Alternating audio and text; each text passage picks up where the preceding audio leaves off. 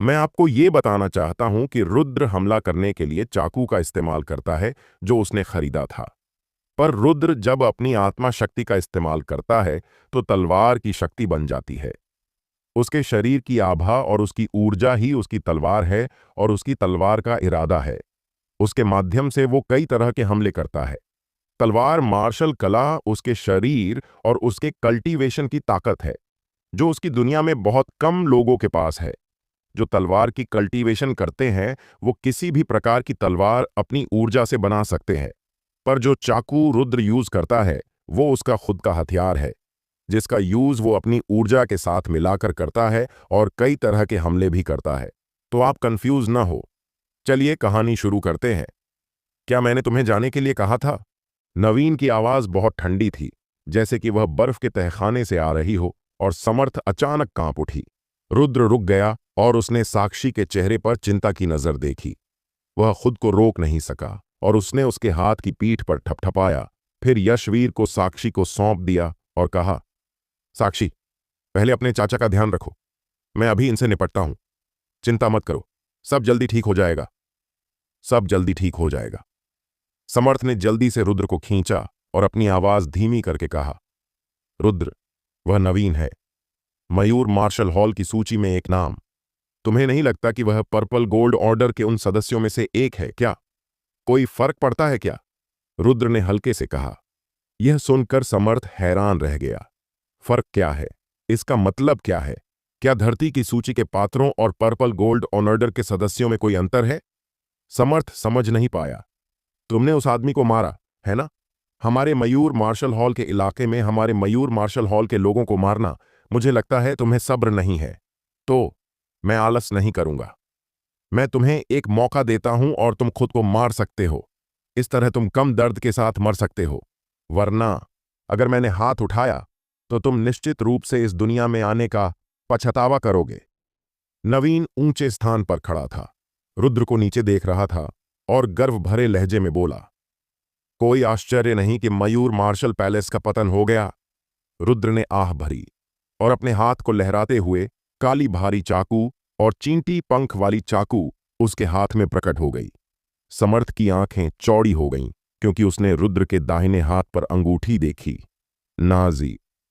रुद्र के पास सचमुच एक नाजी है। उसने नाजी कहां से ली? मैंने पहले रुद्र के पास नाजी नहीं देखी थी, तो अब रुद्र के पास नाजी क्यों है?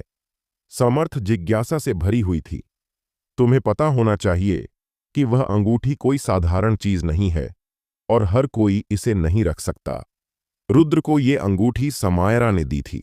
द्विध्रुवीय नाशक। रुद्र ने कदम उठाया। सराय का केंद्र तुरंत विकृत हो गया और एक शक्तिशाली तलवार का इरादा वहां से गुजर गया। यह वही धरती स्तर की निचली श्रेणी की तलवार मार्शल कला थी जो पहले थी, लेकिन इसकी शक्ति पूरी तरह से अलग थी। न केवल रुद्र की कल्टीवेशन का स्तर बढ़ गया था, बल्कि स्वर्गीय तलवार की कल्टीवेशन करने के बाद द्विध्रुवीय विनाश की शक्ति में काफी वृद्धि हुई थी। स्वीप वाले तलवार के इरादे ने उसके आसपास की हर चीज को तोड़ दिया और फिर समर्थ ने एक ऐसा दृश्य देखा जो उसके जीवन में कभी नहीं भूल सकेगा। नवीन, मयूर मार्शल हॉल का शीर्ष व्यक्ति, काट दिया गया। तलवार का इरादा नवीन की छाती में घुस गया और भयानक तलवार का इरादा उसके शरीर में प्रवेश कर गया। नवीन की पीठ ने कई लकड़ी के खंभों को तोड़ दिया और आखिरकार एक पत्थर के खंभे से टकरा गई। फुच! नवीन ने खून की एक बड़ी उल्टी की और मौके पर ही गंभीर रूप से घायल हो गया। हिल भी नहीं सका। इस समय तलवार की आवाज के साथ एक तलवार का इरादा नवीन की भौहों के बीच से गुजर गया। किसी की प्रतिक्रिया करने से पहले ही मरता हुआ नवीन पहले ही गिर चुका था, मर गया। पर्पल गोल्ड ऑर्डर के 3 सदस्यों के चेहरे बहुत पीले थे और उनके शरीर कांप रहे थे। नवीन, जो दुनिया में एक बड़ा नाम था, को तलवार से काट दिया गया और फिर तलवार से छेद कर मार डाला गया। शुरू से अंत तक नवीन को जवाब देने का मौका भी नहीं मिला। बेजान नवीन को देखते हुए समर्थ की आंखें चौड़ी हो गईं और उसका मुंह खुल गया। वह लंबे समय तक हैरान रहा और प्रतिक्रिया नहीं कर सका।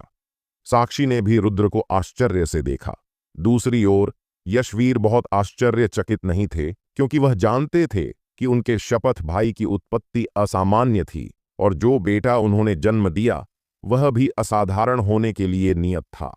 जब पर्पल गोल्ड ऑर्डर के 3 सदस्यों ने रुद्र की नजर देखी तो वे इतने डर गए कि हिलने की हिम्मत भी नहीं कर सके, क्योंकि वे बहुत अच्छे से जानते थे कि जो कोई नवीन को एक झटके में मार सकता है वह निश्चित रूप से उन्हें एक तलवार से मार सकता है।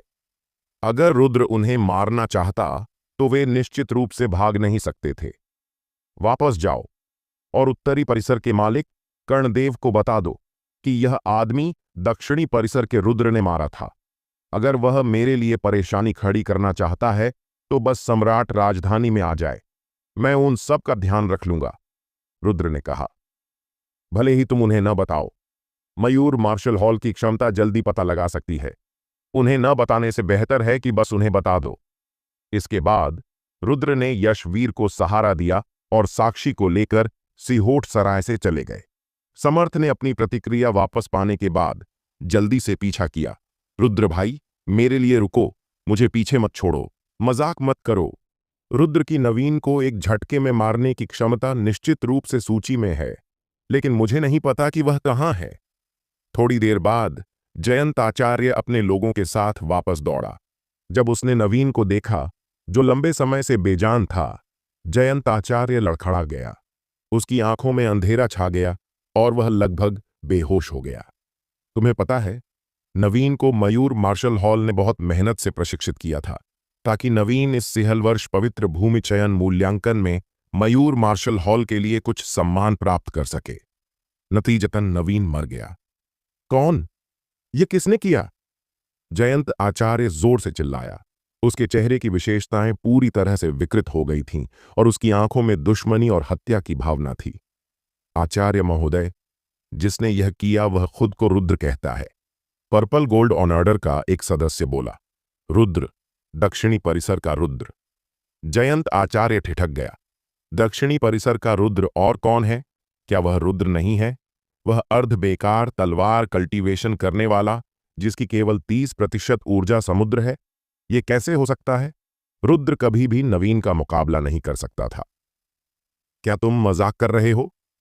जयंत आचार्य ने पर्पल गोल्ड ऑर्डर के सदस्यों को कुतरने वाली नजर से घूरा। महोदय, हम मजाक नहीं कर रहे हैं। हम तीनों उस समय मौजूद थे। नवीन को रुद्र ने चाकू से काट दिया और फिर उसकी भौहों के बीच उसकी तलवार की मंशा से छेद कर दिया गया। पर्पल गोल्ड ऑर्डर का एक और सदस्य बोला। क्या? चाकू से काट दिया गया? नवीन, सूची का व्यक्ति, रुद्र की चाकू को नहीं रोक सका? जयंत आचार्य पहले हंसना चाहता था, लेकिन पर्पल गोल्ड ऑर्डर के सदस्यों के उदास चेहरों को देखने के बाद उसे तुरंत एहसास हुआ कि कुछ गलत है। हालांकि वह इसे स्वीकार नहीं करना चाहता था। पर्पल गोल्ड ऑर्डर के सदस्यों ने इसे अपनी आंखों से देखा था और वह इन तीनों के व्यक्तित्व को बहुत अच्छे से जानता था। वे मनमाने ढंग से झूठ नहीं बोलेंगे। क्या तुम सच कह रहे हो? जयंत आचार्य की आवाज कांप रही थी। बिल्कुल सच। हम अपनी जान की कसम खा सकते हैं कि हम कभी झूठ नहीं बोलेंगे, पर्पल गोल्ड ऑर्डर के 3 सदस्यों ने एक के बाद एक कहा। जयंत आचार्य ने ठंडी हवा की गहरी सांस ली और उसका चेहरा अचानक बहुत बुरा हो गया। इतने कम समय में रुद्र इस हद तक बढ़ गया था। मयूर मार्शल पैलेस को खबर सच सच वापस भेजो और पैलेस मास्टर को फैसला करने दो, जयंत आचार्य ने दांत पीसते हुए कहा। इतनी बड़ी बात होने के बाद वह अब फैसला नहीं कर सकता था। मयूर मार्शल हॉल, कालकोठरी के अंदर विश्वदेव की कॉलरबोन को एक लोहे के हुक से छेद दिया गया था और उसकी सारी शक्ति को कैद करने के बाद उसे कालकोठरी की गहराई में बंद कर दिया गया था। वरिष्ठ भाई, अब के मयूर मार्शल हॉल को देखो। अब दक्षिणी परिसर नहीं रहा। मयूर मार्शल हॉल एकजुट हो गया है। भविष्य में हमारा मयूर मार्शल हॉल निश्चित रूप से फलेगा फूलेगा। कर्णदेव धीरे धीरे पास आया, अपनी भौहें उठाकर मुस्कुराया। तुम मयूर मार्शल पैलेस को नष्ट कर रहे हो, विश्वदेव ने गहरी आवाज में कहा। तुम जो कहते हो उससे कोई फर्क नहीं पड़ता। वैसे भी सफलता राजा है और हार दुश्मन। तुम्हारे दक्षिणी परिसर में अब कोई नहीं बचा और तुम दक्षिणी परिसर के आखिरी व्यक्ति बन जाओगे। दक्षिणी परिसर की विरासत खो गई है और उत्तरी परिसर मयूर मार्शल पैलेस का एकमात्र रूढ़िवादी बन जाएगा। कर्णदेव मुस्कुराया। मेरे दक्षिणी परिसर के लोग अभी भी हैं, विश्वदेव ने जवाब दिया। वह अर्ध बेकार तलवार वाला और वे लड़के और लड़कियां, मुझे पता है कि वे अभी भी जीवित हो सकते हैं, लेकिन अगर वे जीवित हैं तो क्या? वह अर्ध बेकार तलवार वाला कुछ हद तक सक्षम है, लेकिन फिर क्या? वह एक बेकार व्यक्ति नहीं है। वरिष्ठ भाई, तुम सचमुच उस पर अपनी उम्मीदें नहीं टिकाते क्या? कर्णदेव ने विश्वदेव की ओर देखा। वह एकमात्र व्यक्ति है जो स्वर्गीय घंटी को 10 बार बजा सकता है। जब तक वह मरता नहीं, वह असाधारण होना चाहिए। विश्वदेव ने गहरी आवाज में कहा। एक अच्छा असाधारण होना चाहिए। बस इंतजार करो। मैं देखना चाहता हूं कि वह अर्ध बेकार तलवार वाला क्या कर सकता है। कर्णदेव ने ठंडी हंसी हंसी। इस पल में दाहिना दूत जल्दी से आया, कर्णदेव के कान के पास उदास चेहरे के साथ, और धीरे से फुसफुसाया। तुमने क्या कहा? नवीन को रुद्र ने काट डाला? कर्णदेव का चेहरा पीला पड़ गया। उसका खून और ऊर्जा उसके दिल तक पहुंच गई और वह लगभग मौके पर खून उलट देता। तुम्हें पता होना चाहिए कि इस नवीन को उसने प्रशिक्षित किया था और उसने अनगिनत प्रयास और मेहनत की थी। हॉल मास्टर, यह रुद्र पहले जैसा नहीं है। हमारे मयूर मार्शल पैलेस ने एक नवीन नेता खो दिया है। सिहल वर्ष पवित्र भूमि चयन परीक्षा जल्द ही शुरू होने वाली है। हमारे मयूर मार्शल पैलेस में कोई भी आत्मविश्वास के साथ पास नहीं हो सकता। अगर कोई अन्य 6 प्रमुख मार्शल हॉल से कमजोर हुआ तो हमें निश्चित रूप से 6 प्रमुख मार्शल हॉल द्वारा नीचा देखा जाएगा। दाहिने दूत ने कहा, रुद्र को मारने के लिए किसी को भेजने से बेहतर है कि उसे हमारे मयूर मार्शल पैलेस के उपयोग के लिए रखा जाए। हालांकि वह दक्षिणी परिसर से है, दक्षिणी परिसर भी हमारे मयूर मार्शल पैलेस का हिस्सा है, तो उसे हमारे मयूर मार्शल पैलेस का प्रतिनिधित्व करने के लिए सिहल वर्ष पवित्र भूमि के चयन और मूल्यांकन में भाग लेने देना सबसे उचित है। कर्णदेव का चेहरा अनिश्चित था। हॉल मास्टर, अब जब बात यहां तक आ गई है, मुझे लगता है कि हमें समग्र स्थिति पर ध्यान देना चाहिए। रुद्र के सिहल वर्ष पवित्र भूमि के चयन और मूल्यांकन में भाग लेने के बाद हम उसे सजा देंगे। उस समय हम रुद्र को वापस बुलाएंगे और जैसा चाहें वैसा निपटेंगे। अगर उसे मारना चाहते हैं तो मार दें। दाहिने दूत ने सुझाव दिया। इन शब्दों को सुनने के बाद कर्णदेव का चेहरा बेहतर दिखा और वह मदद नहीं कर सका, लेकिन सिर हिलाया। ठीक है, तुम जयंत आचार्य को आदेश दोगे और उसे रुद्र से संपर्क करने के लिए कहोगे। जैसा तुमने कहा, पहले उसे शांत करो और उसे हमारे मयूर मार्शल पैलेस का प्रतिनिधित्व करने के लिए सिहल वर्ष पवित्र भूमि के चयन और मूल्यांकन में भाग लेने दो। पैलेस मास्टर बुद्धिमान है, दाहिने दूत ने जल्दी जवाब दिया। कर्णदेव, अगर तुमने ऐसा किया तो तुम्हें भविष्य में पछतावा होगा। विश्वदेव ने दांत पीसते हुए कहा। पछतावा? मुझे कभी पछतावा नहीं होता। कर्णदेव ने ठंडी हंसी हंसी। रुद्र ने अस्थायी रूप से साक्षी और यशवीर को वहां रहने की व्यवस्था की। चाचा। रुद्र यशवीर के सामने घुटनों पर बैठ गया। रुद्र, तुम क्या कर रहे हो? यशवीर ने जल्दी से रुद्र को सहारा देने की कोशिश की। मैं स्नेहा का अच्छे से ध्यान नहीं रख सका, इसलिए उसे एक हादसा हुआ और अब उसकी जिंदगी या मौत अनिश्चित है, रुद्र ने कहा। क्या हुआ? साक्षी ने कांपते हुए पूछा। उसकी आंखों में आंसू थे। बादल नाव दुर्घटनाग्रस्त हो गया, रुद्र ने कहा। यह कैसे दुर्घटनाग्रस्त हुआ, इसके बारे में रुद्र ने नहीं कहा, क्योंकि यह जरूरी नहीं था। जल्दी या बाद में रुद्र इस कर्ज को मार्शल सम्राट के कदम के कारण वसूल करेगा। हाय, यशवीर ने आह भरी, फिर अपनी आंखें बंद कीं, गीले आंसुओं को समेटा और धीरे धीरे अपनी आंखें खोलीं। हमने पहले बाहरी शहर में बादल नाव के दुर्घटनाग्रस्त होने के बारे में सुना था, लेकिन हमें नहीं पता था कि स्नेहा इस बादल नाव में होगी। चूंकि हादसा हो चुका है, हम इसके बारे में कुछ नहीं कर सकते। इसमें तुम्हारी गलती नहीं है, लेकिन रुद्र अपराध बोध से भरा हुआ था। तुम्हें अपराध बोध महसूस करने की जरूरत नहीं है। दरअसल जब स्नेहा ने पहली मार्शल यात्रा शुरू की थी, तब मैं पहले से ही ऐसे दिन के लिए तैयार था। जब साक्षी ने पहली बार सैन्य शिविर में प्रवेश किया था, तब भी मैं तैयार था। मार्शल कल्टीवेशन की पहली यात्रा में हादसों से बचा नहीं जा सकता। इस बारे में ज्यादा मत सोचो। यशवीर ने यह कहते हुए रुद्र के कंधे पर थपथपाया। तुमने अभी कहा कि स्नेहा की जिंदगी या मौत अनिश्चित है। क्या होगा अगर वह अभी भी जीवित हो? ऐसी चीजें बहुत होती हैं। युद्ध के मैदान में कुछ सैनिकों को हमने मृत्यु सूची में शामिल कर लिया था, लेकिन बाद में वे अप्रत्याशित रूप से जीवित बच गए। साक्षी ने अपने आंसुओं को पोंछते हुए जल्दी कहा। रुद्र ने सिर हिलाया। हालांकि उम्मीद कम है, लेकिन एक किरण उम्मीद होना बिल्कुल उम्मीद न होने से बेहतर है। रुद्र, तुम बड़े हो गए हो और अब तुम्हारी कल्टीवेशन मेरे से भी आगे निकल गई है। मुझे बहुत खुशी है। मूल रूप से मैं कुछ सालों में तुम्हें तुम्हारे जीवन की कहानी बताना चाहता था, लेकिन अब यह लगभग हो गया है। यशवीर ने धीरे धीरे कहा। जीवन की कहानी। पास में खड़ा समर्थ अचानक उत्साहित हो गया और जल्दी से सुनने लगा। यहां तक कि दूसरी तरफ बैठे सत्यनारायण, जो एक लौकी पकड़े हुए थे और समय समय पर शराब पी रहे थे, रुक गए। यशवीर ने समर्थ और अन्य लोगों की ओर देखा। ये सब हमारे अपने लोग हैं चाचा, बताइए। रुद्र ने सतह पर अपनी शांति बनाए रखने की कोशिश की, लेकिन अंदर से वह बहुत उथल पुथल में था। यशवीर ने सिर हिलाया और फिर कहा, दरअसल मैं तुम्हारा चाचा नहीं हूं। तुम्हारे पिता और मैं एक ही उपनाम के धर्म भाई हैं। रुद्र थोड़ा हिल गया। तुम्हारे पिता एक दुर्लभ नायक हैं और तुम्हारी मां चांद की तरह उज्ज्वल हैं।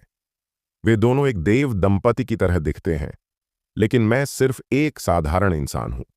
मैंने कभी नहीं सोचा था कि वे मेरे साथ दोस्ती करने के लिए नीचे आएंगे। उन्होंने मुझे अपने भाई के रूप में भी सम्मान दिया।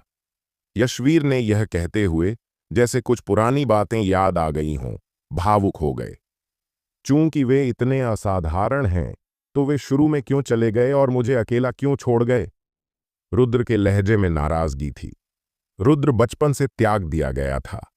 हालांकि रुद्र ने कभी यह नहीं कहा, लेकिन उसके दिल में शिकायतें थीं।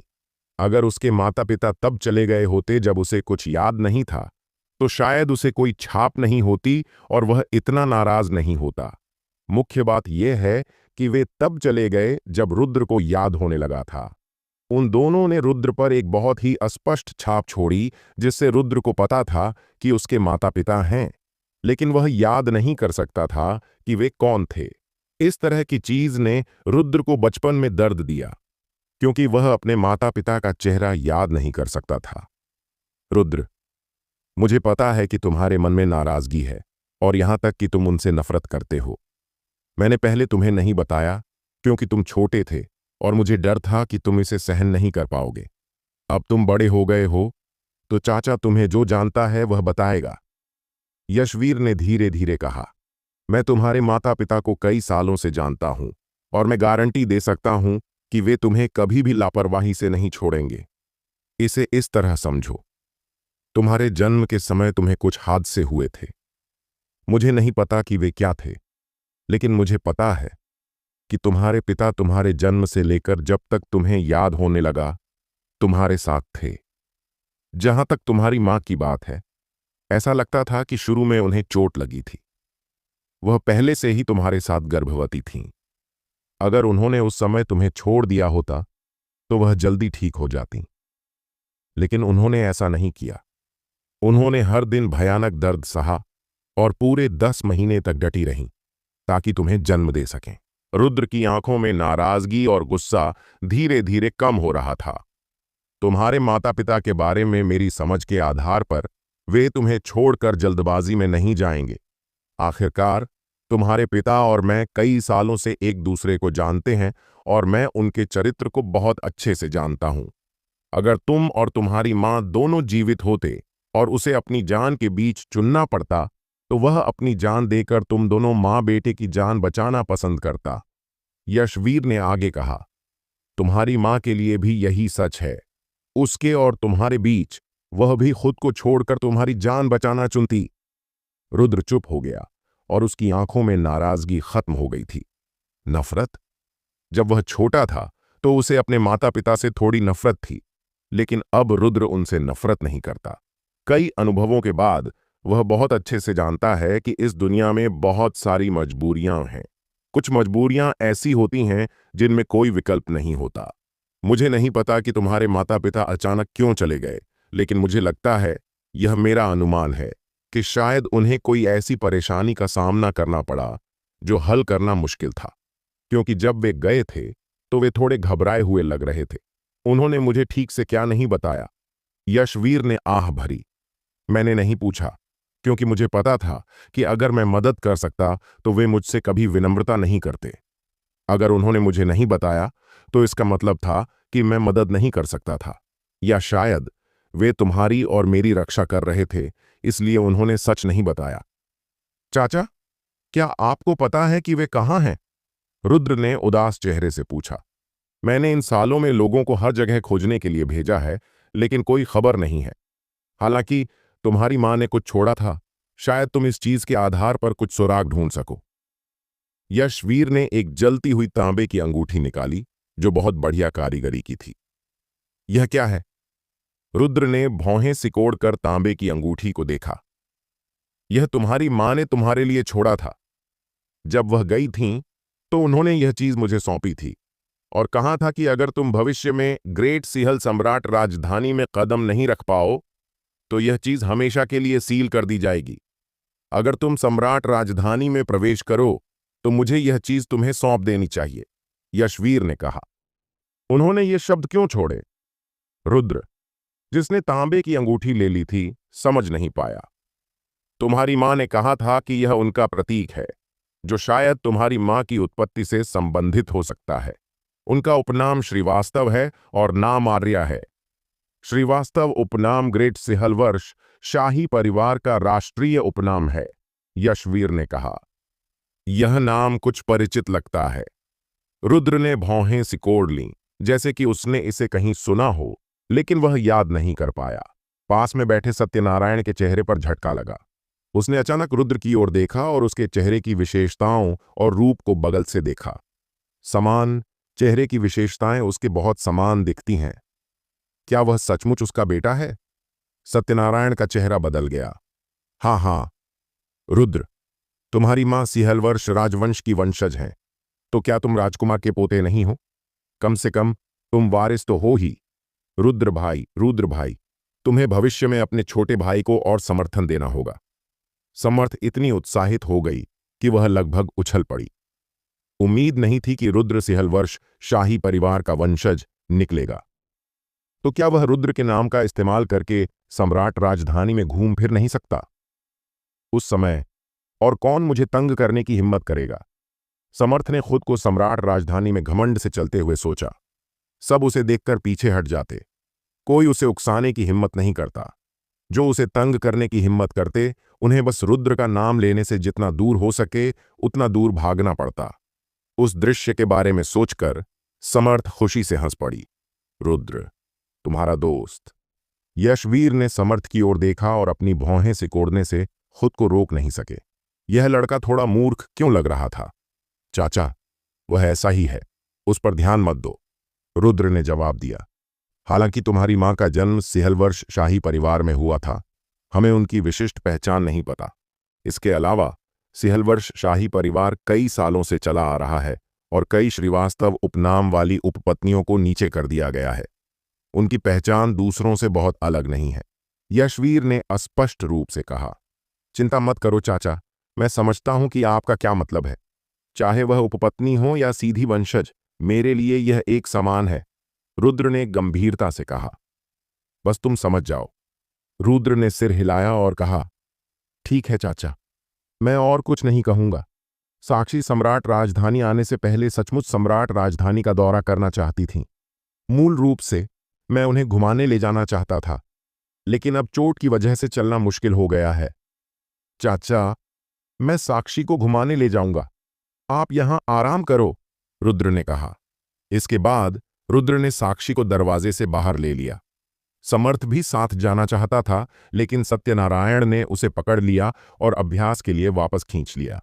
सम्राट राजधानी के रास्ते पर आने जाने वालों का तांता लगा हुआ था। ग्रेट सम्राट राजधानी वास्तव में समृद्धि की राजधानी के नाम से जानी जाती है। यहाँ की समृद्धि यांदू की 1000वीं हिस्से के बराबर भी नहीं है। हालांकि ग्रेट सिहलवर्ष सम्राट राजधानी में प्रवेश करना आसान नहीं है। साक्षी ने गुजरते हुए लोगों को देखा और आह नहीं भर सकी। वह सम्राट राजधानी में मुख्य रूप से इसलिए प्रवेश कर पाई क्योंकि रुद्र उन्हें लाया था, वरना वह अपने जीवन में इस समृद्ध शहर में प्रवेश नहीं कर पाती। इस समृद्ध शहर के समृद्ध दृश्य को देखकर जो पहले सिर्फ देखा था, साक्षी की आंखें खुल गईं। साक्षी, आप और चाचा अब से सम्राट राजधानी में क्यों नहीं रहते? रुद्र ने कहा। हम सम्राट राजधानी में रहें? साक्षी थोड़ी प्रभावित हुई। सम्राट राजधानी में आने और इसकी समृद्धि को महसूस करने के बाद साक्षी यांदू वापस नहीं जाना चाहती थी। ऐसा नहीं था कि वह घमंडी थी, लेकिन यहां सचमुच यांदू से बेहतर था। यहां की यात्रा करने वाली आध्यात्मिक ऊर्जा ही बहुत पर्याप्त थी। अगर यहां अभ्यास किया जाए तो यह स्वाभाविक रूप से यानदू में अभ्यास करने से कई गुना तेज होगा। रुद्र भी चाहता था कि साक्षी और यशवीर सम्राट राजधानी में रहें। पहला, यहां बहुत सुरक्षित होगा। कम से कम सम्राट राजधानी में कोई परेशानी करने की हिम्मत नहीं करेगा। दूसरा, अगर वे पास रहते तो रुद्र को कुछ होने पर समय पर मदद के लिए आना ठीक रहता। सम्राट राजधानी वास्तव में अच्छी है, लेकिन अगर यहां रहना है। साक्षी थोड़ी चिंतित हो गई। सम्राट राजधानी में खर्चा कम नहीं था और उनके पास जो खर्चा था वह यहां कुछ दिनों तक रहने के लिए ही काफी था। साक्षी, ये आपके लिए हैं। रुद्र ने कुछ पलटकर एक थैली निकाली। ये क्या है? साक्षी हैरान दिखी। देखोगी तो पता चल जाएगा, रुद्र ने कहा। साक्षी ने थैली खोली और अंदर कई आध्यात्मिक पत्थरों को देखकर हैरान रह गई। उनमें से 300 से 400 निचले दर्जे के आध्यात्मिक पत्थर थे। क्या ये आध्यात्मिक पत्थर मध्यम दर्जे के हैं? साक्षी ने कुछ अपरिचित आध्यात्मिक पत्थरों की ओर इशारा किया। ये मध्यम दर्जे के हैं और बाकी उच्च दर्जे के आध्यात्मिक पत्थर हैं, रुद्र ने कहा। तुम खुद ले लो। मुझे इतने सारे आध्यात्मिक पत्थर क्यों दे रहे हो? साक्षी ने सिर हिलाकर मना कर दिया। साक्षी, ये आध्यात्मिक पत्थर अब मेरे लिए बहुत प्रभावी नहीं है। आप इनके साथ अभ्यास कर सकती हैं ताकि आपकी कल्टीवेशन तेजी से सुधर सके। यहां कुछ मार्शल कौशल भी हैं जो मुझे संयोग से मिले थे। आप इनमें से कुछ चुनकर अभ्यास कर सकती हैं। रुद्र ने थैली के गहरे हिस्से में मार्शल कौशलों की ओर इशारा किया। तब साक्षी ने उन मार्शल कौशलों पर ध्यान दिया और उनके दर्जे को देखकर वह हैरान रह गई। इन मार्शल कौशलों में निचले दर्जे के हुआंग स्तर से लेकर मध्यम दर्जे, फिर उच्च दर्जे और फिर निचले और मध्यम दर्जे के शुआन स्तर तक थे। पीले स्तर को भूल जाओ, साक्षी ने इससे पहले देखा था, लेकिन वसंत स्तर तक पहुंचने वाले मार्शल कौशल को उसने पहली बार देखा था और रुद्र ने उसे 2 निचले स्तर और एक मध्यम स्तर के कौशल दिए थे। रुद्र, साक्षी ने रुद्र की ओर देखा। साक्षी, बस ले लो। आपकी कल्टीवेशन का स्तर बढ़ना कोई बुरी बात नहीं है। भविष्य में परिवार को चाचा की देखभाल के लिए आपकी जरूरत होगी, रुद्र ने कहा। यह सुनकर साक्षी ने बनावटीपन छोड़ दिया और थैली को अपने शरीर के पास रख लिया। रुद्र और साक्षी ने सम्राट राजधानी में थोड़ी देर घूमने के बाद आनंद हवेली के पास पहुंच गए। रुद्र और साक्षी तुरंत पीछे के दरवाजे से पूर्वी आंगन में लौट आए। साक्षी, आप यहां थोड़ी देर बैठ सकती हैं या थोड़ा घूम सकती हैं। मैं पहले कुछ काम कर लूंगा और फिर वापस आऊंगा, रुद्र ने कहा। ठीक है, तुम जाओ। साक्षी ने सिर हिलाया। रुद्र पूर्वी आंगन से चला गया। इस बार रुद्र आनंद हवेली में 2 चीजों के लिए आया था। एक तो गर्वित से विदाई लेना था। आखिरकार उसके चाचा और साक्षी सम्राट राजधानी में आ गए थे। रुद्र निश्चित रूप से उन्हें आनंद हवेली में रहने के लिए नहीं ले जा सकता था, इसलिए वह गर्वित से विदाई कहने और अलविदा कहने आया था। दूसरी चीज आनंद हवेली की भट्टी उधार लेना था ताकि शुद्ध लाल ड्रैगन सार और रक्त को परिष्कृत किया जा सके। रुद्र ने पहले डीकन से सुना था कि आनंद हवेली में एक लंबे समय से परित्यक्त भट्टी थी जो पूर्वी आंगन के उत्तर में कीमिया कक्ष में स्थित थी। कीमिया कक्ष अब उपयोग में नहीं था, इसलिए भट्टी वहां रखी हुई थी। रुद्र जल्दी से कीमिया कक्ष में पहुंच गया। वास्तव में यह लंबे समय से परित्यक्त था। कीमिया कक्ष मकड़ी के जालों और धूल से ढका हुआ था और यहां तक कि 1000 परिष्कृत लोहे का बंद दरवाजा भी धूल की मोटी परत से ढका हुआ था। रुद्र ने बढ़िया लोहे का दरवाजा खोला। कीमिया कक्ष के अंदर साफ था। केंद्र में परिष्करण भट्टी के अलावा कुछ साधारण परिष्करण सामग्री एक तरफ छोड़ दी गई थी। रुद्र ने अंगूठी से अग्नि क्रिस्टल निकाला और पहले इसे परिष्करण भट्टी में रखा।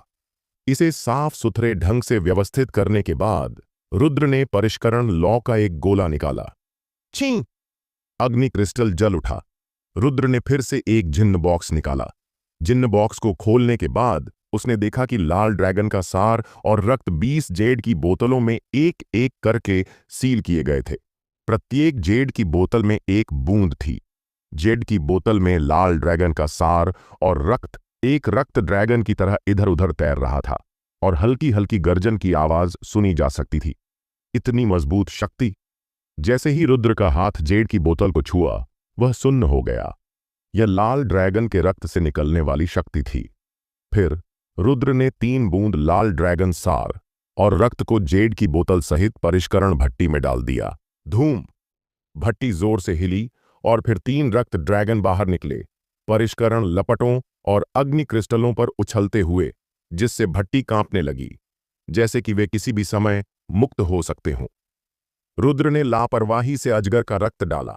जैसे ही अजगर का रक्त ड्रैगन में मिला, लाल ड्रैगन के हिंसक सार और रक्त धीरे धीरे स्थिर हो गए।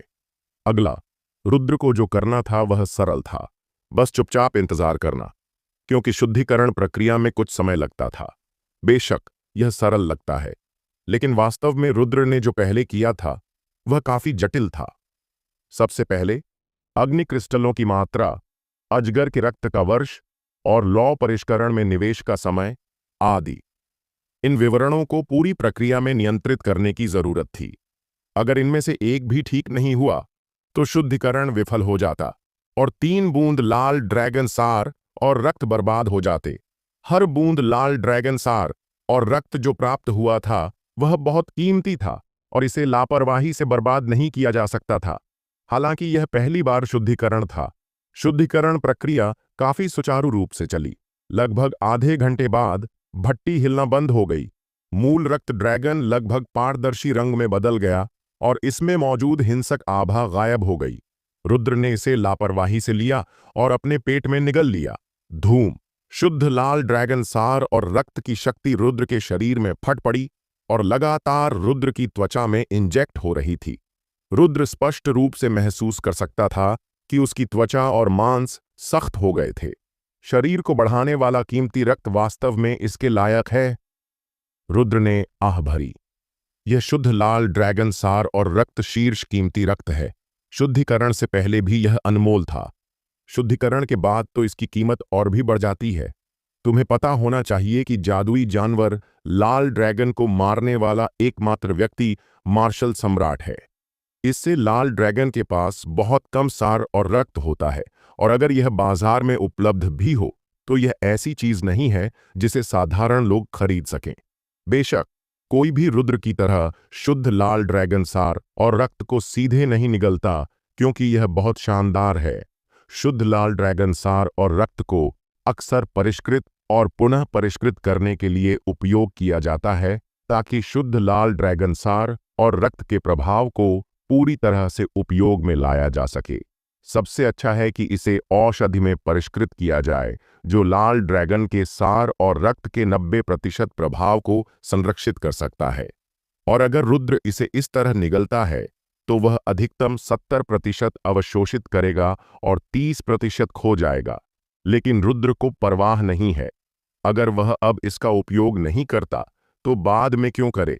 रुद्र हमेशा से मानता था कि केवल वही चीजें जो उसके पेट में जाती हैं और उसके शरीर का हिस्सा बनती हैं, वही उसकी अपनी मानी जा सकती हैं। जो चीजें तुम अपने पास रखते हो, अगर तुम्हें कुछ हो गया तो वे दूसरों की हो जाएंगी। पहली बूंद शुद्ध लाल ड्रैगन सार और रक्त ने मेरे मांस और त्वचा को इतना सख्त कर दिया।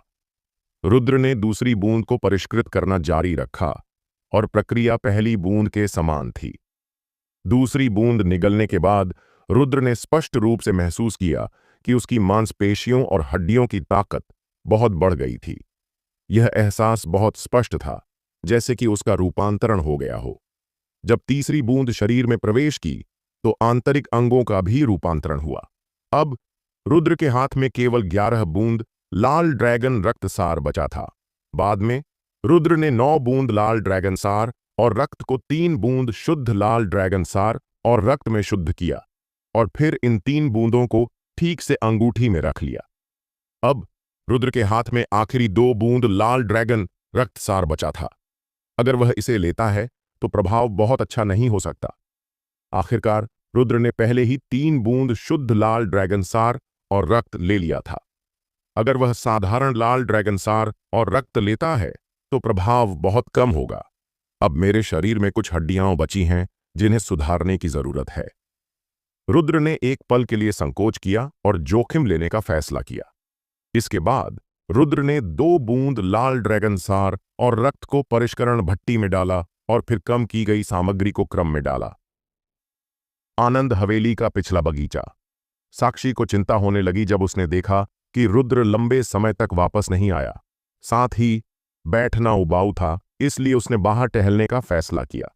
पिछले बगीचे में एक हरी झील थी जिसके चारों ओर तरह तरह के विदेशी फूल और पौधे थे।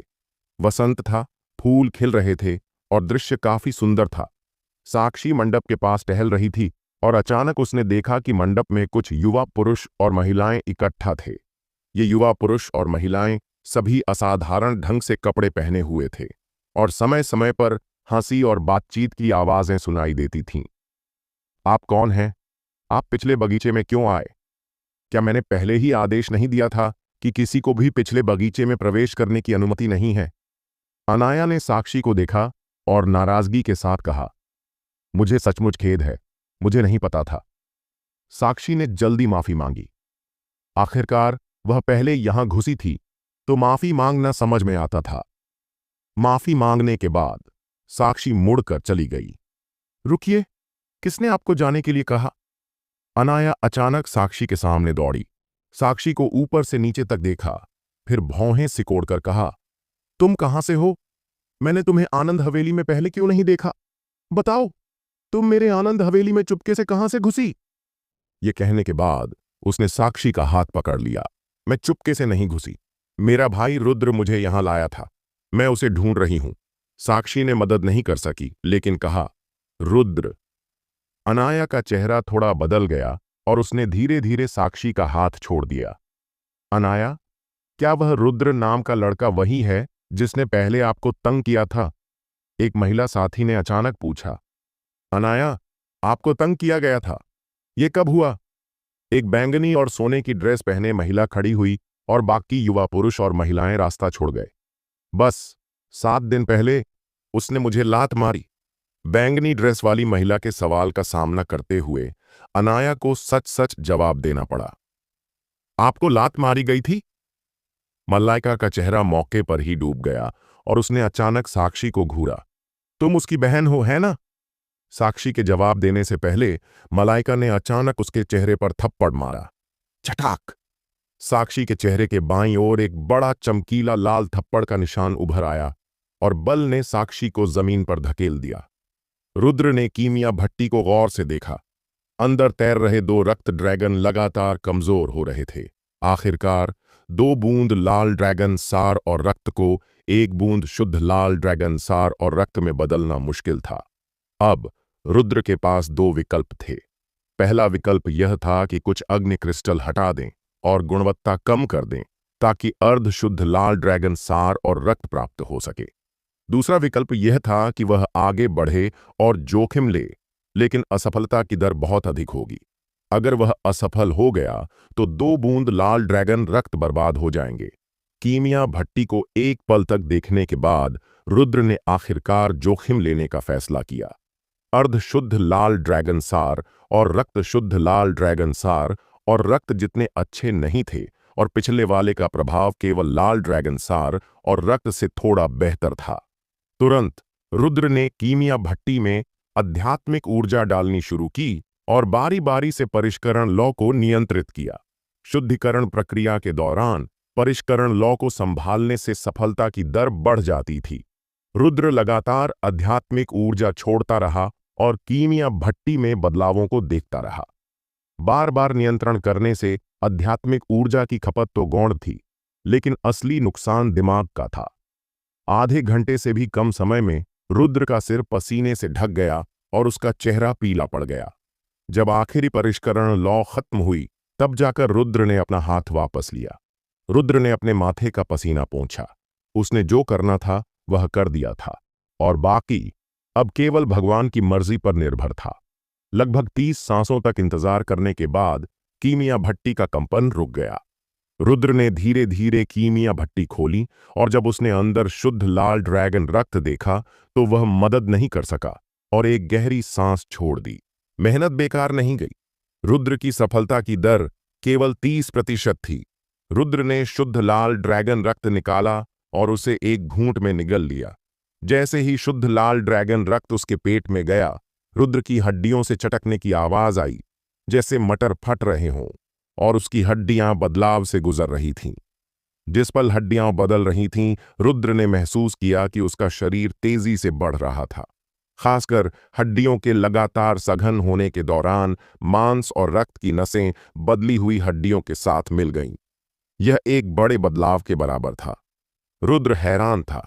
उसने उम्मीद नहीं की थी कि उसकी हड्डियों का बदलाव उसके पूरे शरीर के बड़े बदलाव का कारण बनेगा। जल्द ही रुद्र को समझ आ गया कि यह घटना क्यों हुई।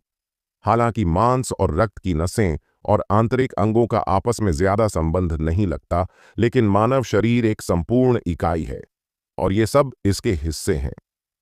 जब हड्डियां खराब नहीं होती तो वे साथ में खराब नहीं होती, और जैसे ही हड्डियां खराब होती हैं वे पूरी तरह से एक इकाई बन जाती हैं और स्वाभाविक रूप से हड्डियों के खराब होने के साथ बदलाव से गुजरती हैं। जो और भी अप्रत्याशित था वह यह कि हड्डियां पूरे शरीर के बदलाव को प्रेरित करती हैं और पूरे शरीर का बदलाव हड्डियों को वापस प्रभावित करता है, जिससे हड्डियां दूसरी बार बदलाव से गुजरती हैं। यह इस तरह था कि मांस, नसें, हड्डियां और आंतरिक अंग सभी 2 बार बदलाव से गुजरे। जब आखिरी छोटी उंगली की हड्डी बदली तो रुद्र ने महसूस किया कि एक होने का मतलब क्या है, और उसका पूरा शरीर ऐसा लग रहा था जैसे उसमें अनंत ऊर्जा भरी हो। हाँ, यह ऊर्जा थी। रुद्र को ऐसा लग रहा था कि अगर वह लंबे समय तक जागता रहे तो भी उसे थकान के कोई संकेत नहीं दिखेंगे। यह शारीरिक ताकत बढ़ने का फायदा था। इसके अलावा शरीर की ताकत पहले से कहीं ज्यादा थी। धूम! रुद्र ने एक मुक्का मारा जिससे ऊर्जा का एक विस्फोट हुआ। आध्यात्मिक ऊर्जा का उपयोग किए बिना वह सिर्फ एक मुक्के से ऊर्जा का विस्फोट पैदा कर सका। रुद्र की शारीरिक ताकत अब एक छोटे राक्षस के स्तर तक पहुंच गई थी। इस शरीर को बनाने के लिए 4 बूंद शुद्ध लाल ड्रैगन सार और रक्त लगे। रुद्र ने भावुक होकर कहा, लाल ड्रैगन का रक्त अपने आप में शीर्ष कीमती रक्त है और इसके सार की कीमत का अनुमान लगाना भी मुश्किल है, क्योंकि एक लाल ड्रैगन के रक्त से अधिकतम 30 बूंद ही मिल सकती हैं। रुद्र ने 4 बूंद शुद्ध लाल ड्रैगन रक्त लिया, जो आधे राक्षस लाल ड्रैगन को खाने के बराबर था। क्या उसका शरीर मजबूत नहीं हो सकता? मैं बहुत देर से बाहर हूं, साक्षी को बेसब्री हो रही होगी, जल्दी वापस चलो। रुद्र को एहसास हुआ कि देर हो रही थी और वह जल्दी से कीमिया कक्ष से निकल गया। जैसे ही उसने जमीन पर कदम रखा, रुद्र के जूते टूट गए और मौके पर ही फट गए, जिससे जमीन पर गहरे निशान छूट गए। रुद्र एक तीर की तरह उड़ गया। उसकी गति हैरान करने वाली थी। शानदार! रुद्र बहुत खुश महसूस कर रहा था। उसकी शारीरिक फिटनेस में सुधार ने इतने सारे फायदे लाए थे। सिर्फ गति के मामले में वह पहले से कहीं आगे निकल गया था। अपनी मौजूदा शारीरिक फिटनेस और आध्यात्मिक ऊर्जा के आशीर्वाद के साथ रुद्र जन्मजात क्षेत्र के शिखर पर पहुंच गया था। यहां तक कि कुछ जिफु क्षेत्र के मार्शल कल्टीवेशन करने वाले भी उसके साथ तुलना नहीं कर सकते थे। जंगली दौड़ते हुए रुद्र पूर्वी आंगन में वापस पहुंच गया। साक्षी, साक्षी! रुद्र ने खुशी से चिल्लाया। अपने शारीरिक सफलता के बाद वह स्वाभाविक रूप से खुश था और रुद्र अपनी खुशी किसी के साथ बांटना चाहता था। पूर्वी आंगन में साक्षी की कोई आकृति नहीं थी। रुद्र, आप वापस आ गए? पूर्वी आंगन में इंतजार कर रही नौकरानी ने जल्दी से सलाम किया। आपने एक महिला को नहीं देखा? रुद्र ने जल्दी पूछा। मास्टर, क्या आप हरे कपड़े वाली लड़की की बात कर रहे हैं? उसने अभी कहा था कि वह टहलने जाना चाहती है। मैंने उसे पिछले बगीचे की ओर इशारा किया था। वह पिछले बगीचे में गई होगी। नौकरानी ने मदद नहीं कर सकी, लेकिन कहा, बहुत बहुत धन्यवाद। रुद्र ने धन्यवाद दिया और जल्दी से पिछले बगीचे की ओर बढ़ गया। पिछले बगीचे में पहुंचकर रुद्र ने मंडप के पास कुछ युवा पुरुषों और महिलाओं को देखा। जो सब एक ही दिशा में देख रहे थे। रुद्र ने उनकी नजरों के साथ देखा, और जब उसने साक्षी को जमीन पर पड़ा हुआ देखा, एक हाथ से अपने लाल और सूजे हुए बाएं चेहरे को ढके हुए और मुंह के कोने से खून बहता हुआ, तो रुद्र की मुस्कान जम गई। लाल और बैंगनी हथेली के निशान और बिखरा हुआ खून इतना चमकदार था। धूम! रुद्र का दिमाग खाली हो गया, जैसे कि उसे आकाश से बिजली ने मारा हो। बचपन से रुद्र, जिसके माता पिता नहीं थे, की साक्षी ने सावधानी से देखभाल और सुरक्षा की थी। यह कहा जा सकता है कि साक्षी रुद्र के दिल में एक बहुत महत्वपूर्ण स्थान रखती थी। बड़ी बहन मां की तरह होती है। रुद्र की आंखें अचानक लाल हो गईं और उसके शरीर से भारी हत्या की भावना उभरी। तुमने मुझे क्यों मारा? साक्षी ने कांपते हुए कहा। उसके मुंह के कोनों से खून रिस रहा था। क्यों? तुम्हारा भाई जीना मरना नहीं जानता, और वह अनाया को तंग करने की हिम्मत करता है। तुम्हें मारना हल्की सजा है। अगर यह आनंद हवेली न होती तो मैं तुम्हें एक थप्पड़ से मार डालती और तुम्हारा खून यहां दाग देता, मलाइका ने ठंडे स्वर में कहा, साक्षी को ऊंचे से नीचे देखते हुए। अचानक एक काली छाया तेज गति से दौड़ी आई। छटाक! एक थप्पड़ से वो उड़ गई। देखा गया कि मलाइका के शरीर पर बैंगनी सोने की शील्ड ने शक्ति छोड़ी और इसका विरोध किया, लेकिन इस थप्पड़ की शक्ति इतनी ज्यादा थी कि बैंगनी सोने की शील्ड ने इसका ज्यादातर हिस्सा रोक लिया। बची हुई आधी ताकत को मलाइका ने सहन किया। हड्डी टूटने की आवाज के साथ उसके चेहरे का बायां हिस्सा धंस गया और उसके ज्यादातर दांत मौके पर ही टूट गए। उसका पूरा शरीर कई बार उछलकर जमीन पर गिरा। मलाइका गिरते ही हैरान रह गई।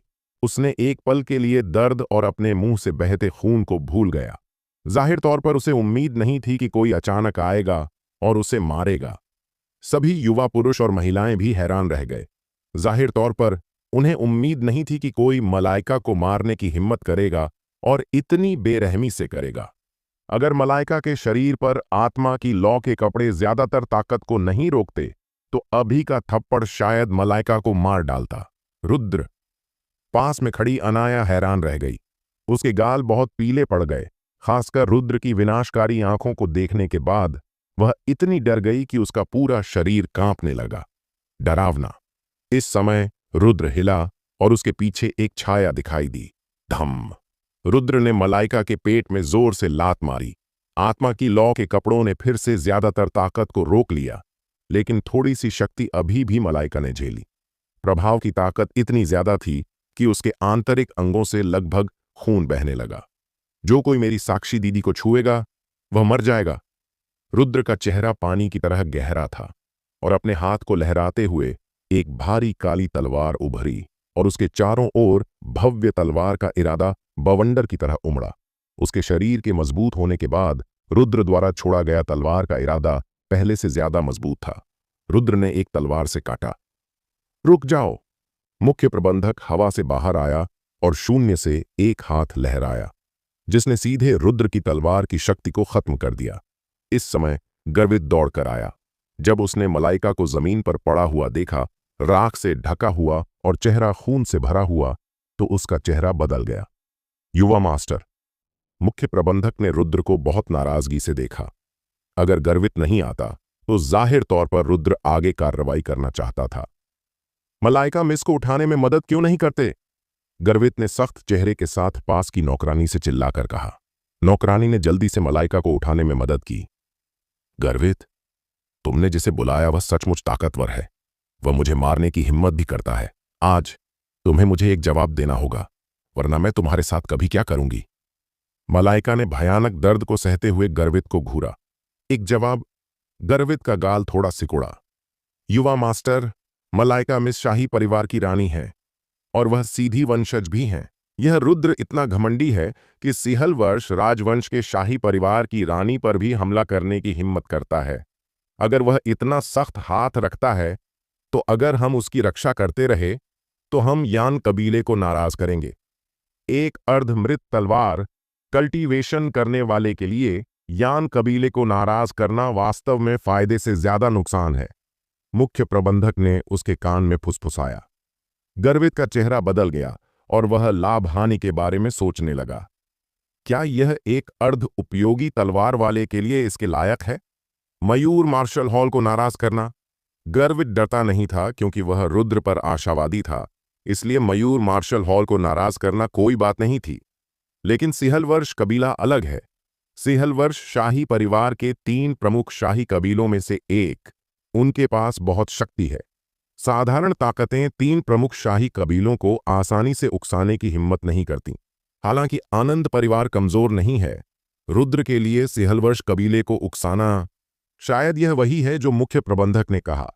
यह वास्तव में इसके लायक नहीं है।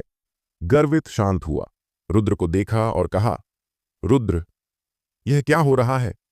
मुझे उम्मीद है कि तुम मुझे एक जवाब दे सकते हो। वह पहले रुद्र भाई कहता था, लेकिन अब वह उसे नाम से बुलाता है। यह सुनकर मुख्य प्रबंधक ने हल्के से सिर हिलाकर संतुष्टि जताई। युवा मास्टर ने आखिरकार सही विकल्प चुना। आपने सिर्फ मुझसे क्यों पूछा? आपने अपनी बहन या उससे क्यों नहीं पूछा? रुद्र ने धीरे से साक्षी को उठाया और ठंडे स्वर में कहा, बेशर्म, यह आनंद हवेली है। अगर युवा मास्टर तुमसे सवाल पूछता है तो बस जवाब दो। मुख्य प्रबंधक ने गुस्से से चिल्लाया, क्या मैं बेशर्म हूं? रुद्र ने धीरे धीरे अपना सिर उठाया। उसकी आंखों में हड्डियों को ठंडा करने वाली ठंडक थी। अनाया ने यह देखा तो वह इतनी डर गई कि उसने जल्दी से नजरें फेर लीं। रुद्र की आंखें बहुत डरावनी थीं। बादल नाव पर वह बिना कारण मेरे रहने वाली केबिन में घुस गई। मेरे केबिन में एक गंभीर रूप से घायल दोस्त था। मैंने उसे परेशान न करने के लिए कहा, लेकिन वह फिर भी घुस गई। क्या मुझे उसे नहीं मारना चाहिए था, बल्कि उसे अंदर घुसने और हंगामा करने देना चाहिए था, जिससे मेरे दोस्त की चोटें और खराब हो जातीं? सिर्फ इसलिए कि मैंने उसे सबक सिखाया। वह अभी भी नाराज है और बदला लेने के लिए किसी को ढूंढ रही है। ठीक है, अगर तुम बदला लेना चाहते हो तो मुझसे पूछो, लेकिन तुम लोगों ने मेरी बहन को मारा। क्या मेरी बहन की प्रतिभा बहुत ऊंची है? वह तो जन्मजात क्षेत्र तक भी नहीं पहुंची है। इसके अलावा क्या उसने तुम्हें उकसाया था? रुद्र की आंखें और ठंडी हो गईं। फिर उसने मलाइका की ओर इशारा किया और गर्वित से पूछा, आपने उससे नहीं पूछा कि उसने मेरी बहन को क्यों मारा, बल्कि मुझसे पूछा कि मैंने उसे क्यों मारा। इशारा करके पूछे जाने पर गर्वित का चेहरा गहरा नहीं हो सका। रुद्र, जो भी हो, तुमने मलाइका मिस को मारा, वरना हमारी जान पहचान के लिए तुम उससे माफी मांग लो और इस मामले को खत्म कर दो। माफी मांगना ठीक है, उसे जमीन पर घुटनों के बल बैठने दो और 1000 बार सिर झुकाने दो। मैं उन दोनों को छोड़ने पर विचार कर सकता हूं। पास में खड़ी मलाइका ने जवाब दिया, जबकि वह रुद्र को नाराजगी भरी आंखों से घूर रही थी। हालांकि चोट गंभीर नहीं थी, उसने कुछ गोलियां ली थीं और ठीक हो गई थी, लेकिन अभी उसे मारा गया था और उसका चेहरा पूरी तरह से खो गया था।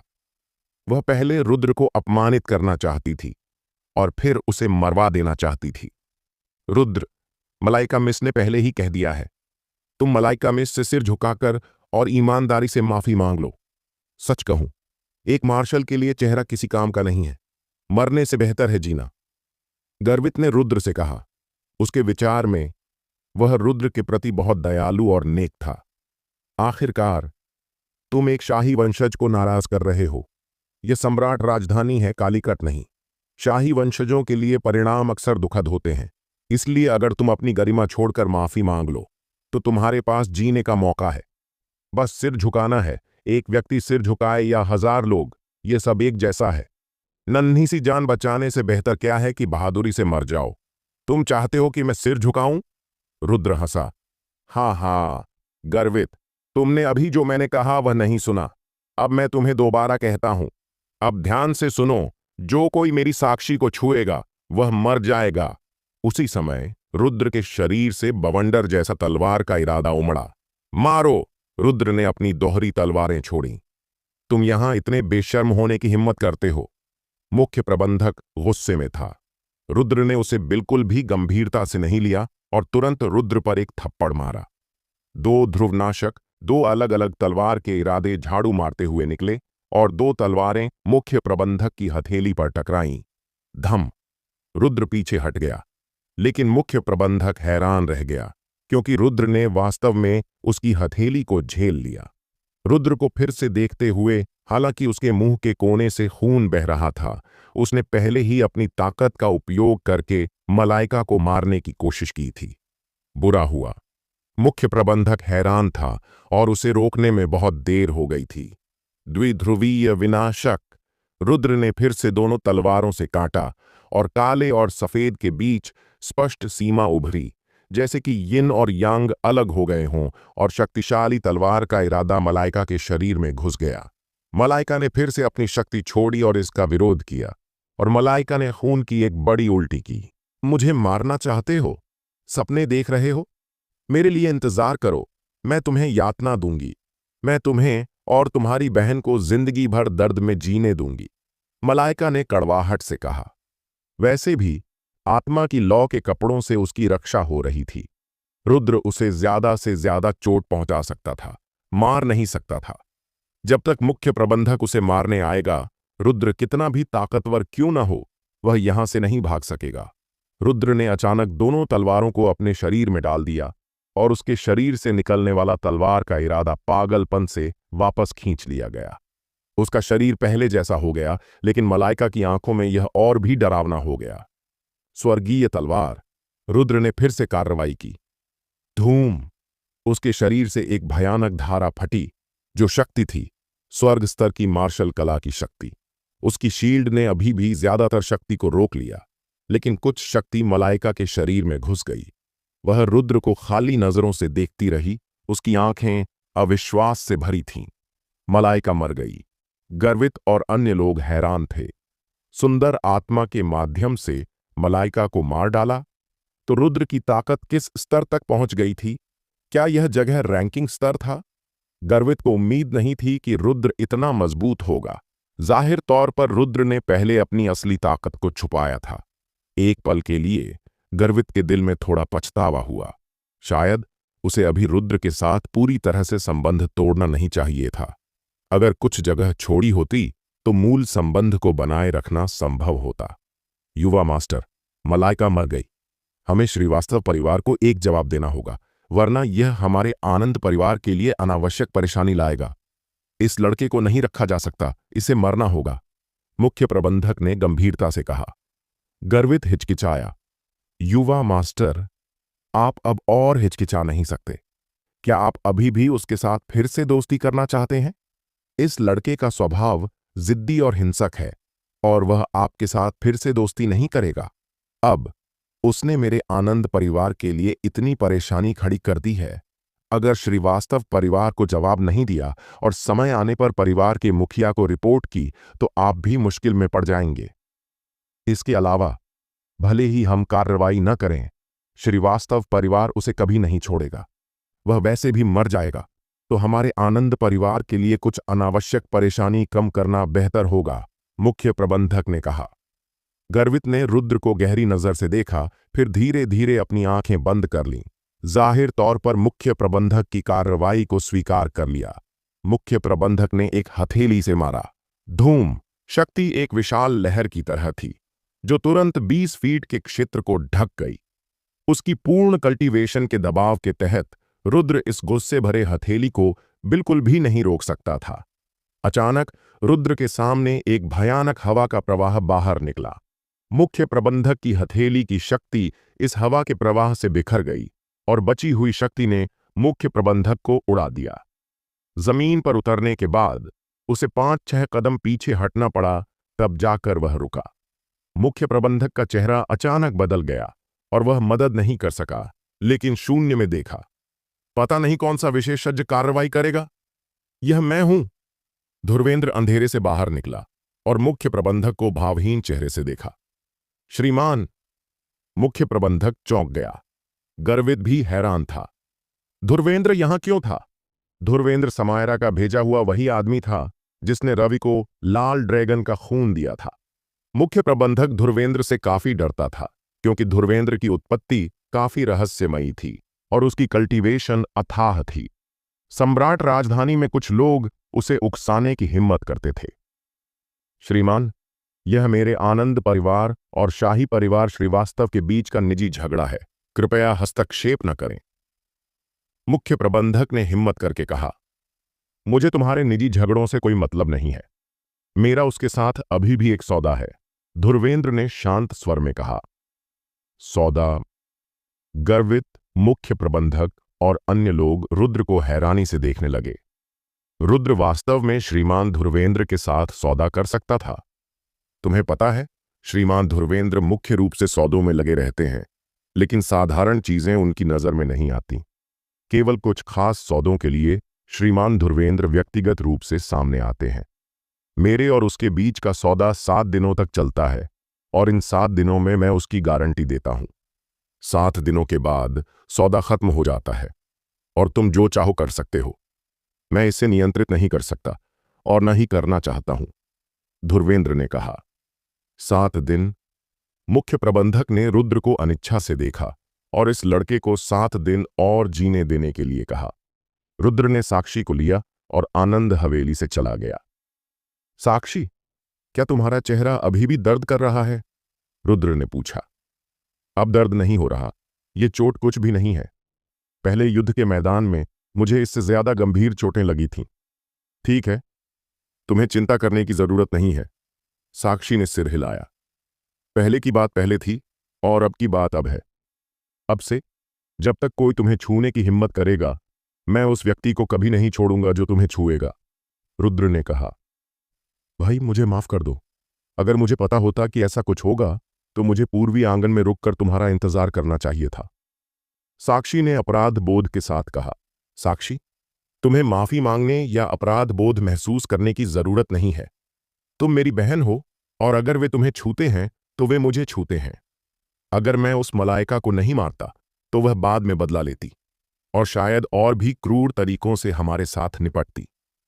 तो वह मरने की हकदार थी, रुद्र ने कहा। जब तक कोई उसके परिवार को धमकी देने की कोशिश करता है, रुद्र उसे सीधे मार डालता है, चाहे उसने कार्रवाई की हो या नहीं, क्योंकि रुद्र ने बहुत सारी ऐसी चीजें देखी हैं जो अपनी दया और नरमी की वजह से अपने परिवार के लिए दुर्भाग्य का कारण बनी। ये दुनिया ऐसी ही है। अगर तुम लोगों को नहीं मारते तो लोग तुम्हें मार देंगे। अगर मलाइका आज नहीं मरती तो वह अपनी शक्ति का उपयोग करके पागलपन से बदला लेती। रुद्र को चोट पहुंचाना उसके लिए मुश्किल हो सकता था, लेकिन रुद्र अकेला नहीं है, उसके पास उसका परिवार भी है। उस समय क्या वह उसके परिवार से बदला लेती? रुद्र अपने परिवार के साथ कुछ होने के बाद पछताना नहीं चाहता था, इसलिए उसे मारना जरूरी था। केवल इस तरह दूसरा पक्ष नफरत को सिर्फ उस पर केंद्रित करता। अब रुद्र को देखते हुए साक्षी का दिल छू गया और साथ ही उसे रुद्र के लिए थोड़ा बुरा लगा। वह बड़ा हो गया है। वह छोटा बच्चा नहीं है जो उसके पीछे पीछे साक्षी साक्षी कहता था। लेकिन जब रुद्र बड़ा हुआ तो उसने ज्यादा जिम्मेदारियां उठाईं। साक्षी को पता था कि रुद्र ने त्यानलुओ संप्रदाय में कितना दर्द सहा था, लेकिन वह नहीं जानती थी कि उसकी मदद कैसे करे, और उसने इस दौरान उसके सभी अनुभवों के बारे में सुना था। सांची संप्रदाय के साथ संबंध तोड़ना, उत्तरी परिसर में मयूर मार्शल हॉल के साथ लड़ाई आदि। हालांकि रुद्र सतह पर कुछ भी परवाह नहीं करता, साक्षी जानती है कि रुद्र को अपने परिवार और स्नेह की सबसे ज्यादा परवाह है। 7 दिनों में तुम क्या करोगे? साक्षी ने चिंतित होकर पूछा। धुर्वेंद्र ने पहले ही कह दिया था कि वह रुद्र की केवल 7 दिनों तक रक्षा करेगा। साक्षी, तुम्हें चिंता करने की जरूरत नहीं है। सिहल वर्ष पवित्र भूमि का मूल्यांकन 3 दिनों में होगा। मैं सिहल वर्ष पवित्र भूमि का मूल्यांकन लूंगा। अगर मैं सिहल वर्ष पवित्र भूमि में प्रवेश कर गया तो वे मुझे छूने की हिम्मत नहीं करेंगे, रुद्र ने साक्षी को सांत्वना दी। मैंने सुना है कि सिहल वर्ष पवित्र भूमि का परीक्षण बहुत मुश्किल होता है और जो प्रतिभाशाली नहीं हैं वे इसे पास नहीं कर सकते। साक्षी ने भौहें सिकोड़ लीं। साक्षी, तुम मुझे बहुत कम आंकती हो। मैं एक प्रतिभाशाली हूं, रुद्र ने मुस्कुराते हुए कहा। तुम अभी भी प्रतिभाशाली हो? साक्षी ने रुद्र को आंखें दिखाईं। बेशक, फिर तुम मुझे कई प्रतिभाशालियों को हराते हुए देख सकती हो और विश्व रैंकिंग में शीर्ष पर पहुंच सकता हूं, रुद्र ने सिर उठाकर कहा। बहुत उत्साहित दिख रहा था। रैंकिंग में शीर्ष? बस शेख ही बघारो, साक्षी ने हंसते हुए कहा। मैं शेख ही नहीं बघार रहा, यह सच है। मैं निश्चित रूप से मेहनत करूंगा और तुम्हें दिखाने के लिए रैंकिंग में शीर्ष बनूंगा, रुद्र ने हंसते हुए कहा। ठीक है, मैं इंतजार करूंगी और देखूंगी। साक्षी ने जवाब में सिर हिलाया। दोनों ने विषय बदलने के बाद माहौल बहुत हल्का हो गया। रुद्र और साक्षी हंसते बात करते हुए आगे बढ़े। हालांकि पीछे कुछ लोग उनका पीछा कर रहे थे, रुद्र ने उन्हें नजरअंदाज कर दिया। ये पीछा करने वाले शायद आनंद हवेली के थे, या श्रीवास्तव कबीले के, या कोई और हो सकते थे। धुर्वेंद्र पास में ही होना चाहिए।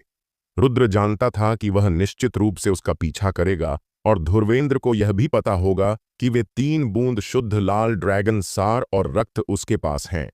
रुद्र ने मूल रूप से इसे सीधे धुर्वेंद्र को देने की योजना बनाई थी, लेकिन अब वह 7 दिन खत्म होने तक इंतजार करने की योजना बना रहा था। आखिरकार धुर्वेंद्र न केवल 7 दिनों तक उसकी रक्षा कर सकता था, बल्कि उसके परिवार की भी। रुद्र और अन्य लोग अपने निवास पर लौट आए। जैसे ही वह आंगन में कदम रखा, बाहर समर्थ जल्दी से खड़ा हो गया और रुद्र से फुसफुसाया, जल्दी जाओ, मयूर मार्शल हॉल के लोग यहां हैं। जयंत आचार्य लोग लेकर तुम्हें ढूंढने आया है। ये निश्चित रूप से अच्छी बात नहीं है। जल्दी चले जाओ, मैं बाद में तुम्हारे चाचा को ले जाऊंगा। क्या तुम यहां मेरा इंतजार कर रहे थे ताकि मुझे बता सको? रुद्र ने समर्थ को देखा और पूछा। वरना तुम्हें लगता है कि मैं यहां मजे के लिए रहा हूं? समर्थ ने रुद्र को आंखें दिखाईं। तुम बेरहम लड़के, मैं यहां 1 घंटे तक खड़ा रहा और मेरे पैर सुन्न हो गए, तब जाकर तुम वापस आए। रुद्र का दिल छू गया। हालांकि समर्थ कभी कभी भरोसेमंद नहीं होता था, यह लड़का गर्वित जैसे लड़के से बहुत बेहतर था। कम से कम वह ईमानदार था और दिखावा नहीं करता था। रुद्र मुड़ा नहीं और चला गया, बल्कि आंगन की ओर बढ़ा। रुद्र, तुम कहां जा रहे हो? जयंत आचार्य और उसके लोग निश्चित रूप से तुमसे बदला लेंगे। तुम अंदर क्यों जा रहे हो? समर्थ ने जल्दी से रुद्र को रोका। डरने की बात नहीं है। अगर वे सचमुच बदला लेना चाहते होते तो वे पहले ही कार्रवाई कर चुके होते। अब तक इंतजार क्यों करते? रुद्र ने हाथ हिलाया। मयूर मार्शल हॉल कितना भी मूर्ख क्यों न हो, यहां लड़ाई नहीं करेगा। आखिरकार यह सम्राट राजधानी है, और अगर बड़ी लड़ाई हुई तो किसी के लिए भी अच्छा नहीं होगा। क्या तुम सचमुच नहीं डरते? समर्थ ने पूछा। मैं सचमुच नहीं डरता। मुझे बस यह जानने की उत्सुकता है कि नवीन मार्शल हॉल इस समय मुझसे मिलने क्यों आया है। रुद्र ने बोलने के बाद आंगन में कदम रखा। अचानक कई नजरें उसकी ओर आईं और इन नजरों में दबाव था। जैसे ही रुद्र अंदर कदम रखा, उसे दबाव 2 गुना महसूस हुआ। अगर यह पहले होता तो रुद्र निश्चित रूप से प्रभावित होता, लेकिन चूंकि उसकी शारीरिक ताकत बहुत बढ़ गई थी, यह दबाव अब रुद्र के लिए ज्यादा उपयोगी नहीं था। इनमें से एक नजर में ठंडक थी, यहां तक कि नाराजगी और नफरत भी थी। हालांकि इसे अच्छे से छुपाया गया था, लेकिन यह रुद्र से छुप नहीं सका। यह नजर और किसी की नहीं, बल्कि जयंत आचार्य की थी। रुद्र, यहां आओ और घुटनों पर बैठो। मयूर मार्शल पैलेस का एक हरे कपड़े वाला बुजुर्ग सामने की ओर इशारा करते हुए बोला। अगर तुम इस रवैये के साथ बात करने आए हो तो तुम बाहर निकल सकते हो। रुद्र ने हरे कपड़े वाले बुजुर्ग को देखा। तुम? हरे कपड़े वाला बुजुर्ग गुस्से से पीला पड़ गया। मेरे सामने अपने बुजुर्गों के नाम मत रखो। पहला, तुम मेरे बुजुर्ग नहीं हो। दूसरा, मयूर मार्शल पैलेस में मेरा केवल एक बुजुर्ग है, और वह दक्षिणी परिसर का मास्टर है। तो अगर तुम्हें कुछ कहना है तो जल्दी कहो। यहां हमारा आपसी समय बर्बाद मत करो, रुद्र ने हल्के स्वर में कहा। हरे कपड़े वाले बुजुर्ग का चेहरा नीला और सफेद हो गया। वह कुछ कहना चाहता था, लेकिन बैंगनी कपड़े वाले बुजुर्ग ने उसे रोक दिया। आखिरकार वे इस बार रुद्र के पास एक मिशन के साथ आए थे। रुद्र, हम संक्षेप में बात करते हैं। तुमने मयूर मार्शल पैलेस के जिजिन ऑर्डर के कई सदस्यों का नरसंहार किया, और तुमने नवीन को भी मारा, जो भूमिगत सूची का एक नाम था, बैंगनी कपड़े वाले बुजुर्ग ने कहा। 1 मिनट रुकिए, रुद्र ने बैंगनी कपड़े वाले बुजुर्ग को बीच में रोक दिया। क्या आप तीनों यहां दोष मांगने आए हैं? अगर हां, तो आप बाहर निकल सकते हैं। साथ ही आपको यह स्पष्ट करना चाहिए कि मयूर मार्शल पैलेस के जिजिन ऑर्डर के सदस्य मेरे साथ मार्शल युद्ध के मैदान में मरे। वे अपनी कला में कमजोर थे, मैंने उन्हें नहीं मारा। कृपया इसे स्पष्ट करें। फिर भी वे मयूर मार्शल पैलेस के सदस्य थे। तुम दोनों एक ही पैलेस के हो। लेकिन तुम इतने क्रूर हो। जयंत आचार्य ने ठंडे स्वर में कहा। रुद्र ने जयंत आचार्य को देखा। इस नजर से जयंत आचार्य बहुत नाखुश हुआ, क्योंकि जयंत आचार्य के विचार में रुद्र उसे मूर्ख की तरह देख रहा था। जयंत आचार्य, मुझे सचमुच शक है कि तुम इस पद पर कैसे पहुंचे। तुम भी मयूर मार्शल पैलेस से हो। क्या यह कहा जा सकता है कि तुम्हारे हाथों में एक ही पैलेस के सदस्यों का खून नहीं लगा है और तुमने कभी एक ही पैलेस के सदस्य को नहीं मारा? जब मार्शल कल्टीवेशन करने वाले लड़ते हैं तो या तो वे मरते हैं या घायल होते हैं। पूर्वी 5 संप्रदाय इसे तुमसे बेहतर जानते हैं। रुद्र ने आंखें सिकोड़ते हुए कहा।